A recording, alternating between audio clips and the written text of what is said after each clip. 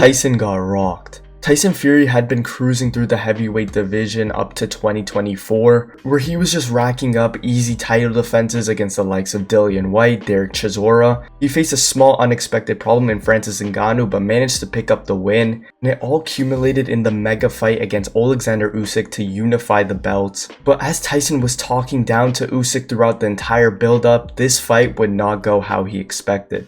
So this is the night Tyson Fury got humbled. But before we get into that, we're Punch Talk, going to bring you daily combat sports videos. So if you enjoy the content, be sure to leave a like and subscribe to help support the channel. So the first undisputed heavyweight champion was crowned in 2024 after 20 years of there being pretty much no heavyweight undisputed champion, with the likes of Fury and Anthony Joshua never getting on, and some of those mega fights just weren't able to get made. Finally, the Oleksandr Usyk fight happens with Tyson Fury finally getting in there after years of build-up, years of people saying that Tyson Fury didn't really want this fight when he was fighting the likes of Derek Chisora, even fighting Francis Ngannou. They announced this Usyk fight before that fight even happened. That's how much they were looking past Francis. But after all the delays, all the pullouts, Tyson Fury maybe not ready after the Francis fight, then pulls out due to a bad cut in sparring. They finally unify, they finally get in the ring, and it was a dogfight. But leading up to it, Tyson Fury had the most to say to Usyk, calling him a midget, a blown up middleweight who's not a real heavyweight, doesn't really present any problems, he's a rabbit, he's a real fighting man. John Fury saying there's no man born from his mother that could beat the Gypsy King.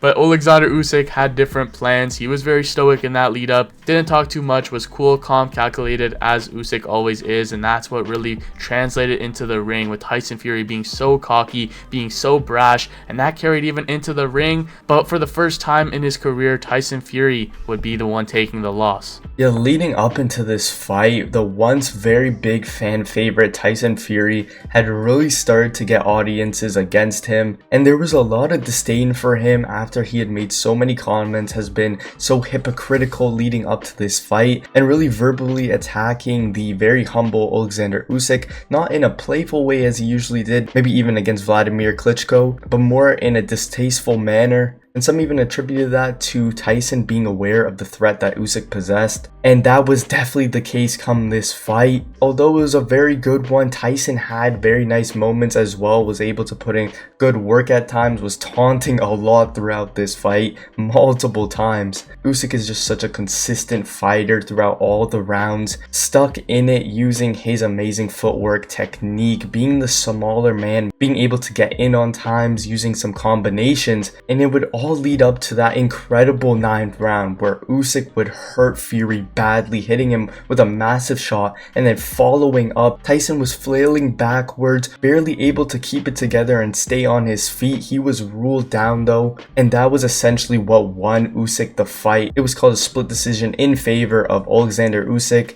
and he was the new undisputed champion. Yeah, kind of uncharacteristically, we would see Tyson Fury on the back foot for a majority of this fight, going into those fights against Deontay Wilder, Dillian Whyte, with his new team, the Kronk Gym, who's taught Tyson Fury supposedly to be the aggressive one, to be the bully in there, and Oleksandr Usyk was the one coming forward pretty much all night with the lead hand feints, confusing Fury. The straight left was money. Fury had success here and there with the uppercuts on the inside and little things here and there, but overall didn't do enough to really take this fight and make it his. After all the build-up, after all the antics, after the years of him not unifying the heavyweight titles, it finally happened. And Usyk is honestly a generational talent, but Tyson Fury outweighed him and outsized Usyk by like over 40 pounds even in that first fight, and is way bigger, like 6 inches taller if you believe that Tyson Fury is actually 6'9". He's maybe more like 6'7", but still a behemoth of a man. And Usyk didn't fall into the trap of the taunts and the showmanship from Tyson Fury, and it felt like Tyson Fury was really trying to get a mental edge and get in Usyk's head because he knew the challenge in front of him. Like you said, this was the hardest fight of Tyson Fury's career against an Olympic gold medalist, undisputed at cruiserweight, was doing big things in the heavyweight division, destroying Anthony Joshua twice, beating Daniel Dubois to a pulp,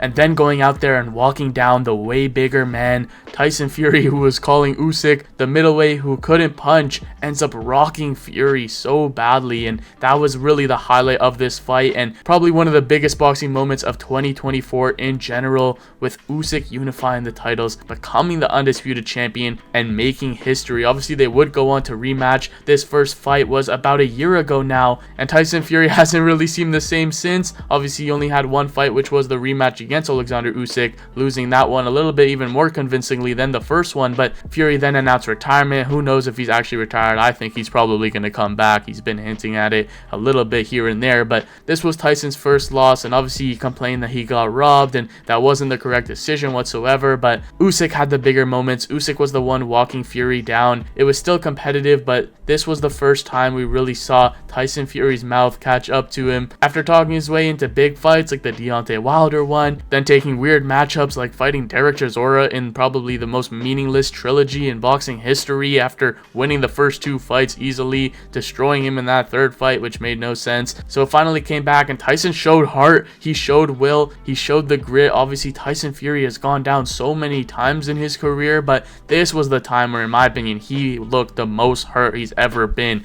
You can argue maybe it was that 12th round against Deontay Wilder in that first fight where he was flat on his back, but this was Tyson Fury completely stunned, had no legs under him. He was wobbling rope to rope, completely out of it, definitely concussed, and still managed to survive the fight, still managed to hear the final bell and go the distance in a very close fight. So you got to give credit to Fury, you got to give credit to both guys for having the dog. It was a great fight, but Tyson Fury finally took the first loss in his career, and after it didn't really seem to take it all that well, to be honest. Yeah, we did not see Tyson in the aftermath of that be humble in defeat. He wasn't accepting it. Like you said, he was saying it was a robbery, he should have won the fight, and then claiming retirement afterwards. It just kind of all seems like a sore loser at the end of the day. And after you go undefeated for that long, claiming that no one born from their mother can beat you, and just feeling that aura of invincibility and you can't lose, you're on top of the world, you're the best heavyweight of this generation, it must be very, very hard when you end up losing to the smaller guy who comes up in weight, who is determined all fight long and ends up hurting you badly in the first fight and taking it by unanimous decision in the second. So it's really an interest to see how the public have swayed very far from Tyson as the years have gone on, from him being such a big fan favorite, loved by more than just the UK but the entire world, especially with his story with mental health and all the struggles he had after beating Vladimir Klitschko, and it cultivating into him coming back against Deontay Wilder and destroying him in an incredible trilogy, to then his head being a little bit too big and being hypocritical when it came to him caring about money, saying that he did it, and then the actions he would do would definitely scream otherwise, taking some very easy fights compared to what was out there, like a Derek Chisora fight, not making that AJ fight happen. Of course, it's not fully his fault. A lot of things had been going on for so many years, but it was definitely a factor as well. Just being even more distasteful to Usyk after losing, saying they only gave him the decision because Usyk's country, Ukraine, is at war, which is just crazy to say. They're in Saudi Arabia as well. But regardless, Tyson has had an incredible career. He had an incredible run and is definitely one of the best heavyweights of this generation, a complete anomaly when it comes to his frame and as well the weight he carries with how light he's able to be in his prime at heavyweight. But when you just talk so much nonsense and your trash talk going from witty, funny, and enjoyable to anger-filled and just distasteful against Usyk, that's where you really get the crowd to go away from you. And although his talk about robbery may have not showed it, he definitely got humbled in this fight. Yeah, at the end of the day, boxing needs these kind of characters. They need the Tyson Furies, the showmans, the guys who are going to be brash, are going to be outlandish, are going to be polarizing, that people may not like, the heels. Because at the end of the day, that stuff sells, and we don't really know true deep down Tyson Fury's full character, but from what he's shown us and the actions in recent years and how he's responded to taking these losses, it just isn't great looks for the Gypsy King. And who knows if he is going to return? It seems like he might, and I would definitely like to see that Anthony Joshua fight next for Tyson Fury, maybe a bounce back for either guy, both guys coming off of a loss. So he's going to look to get redemption if he does come back, which I do think he will. His ego is not going to let himself go out like that. But let us know your thoughts in the comments down below. 1 year on from that Fury versus Usyk first fight, what did you make of it? And if you guys enjoyed and want to see more boxing, check out We Need to Talk About Tommy Fury on screen now.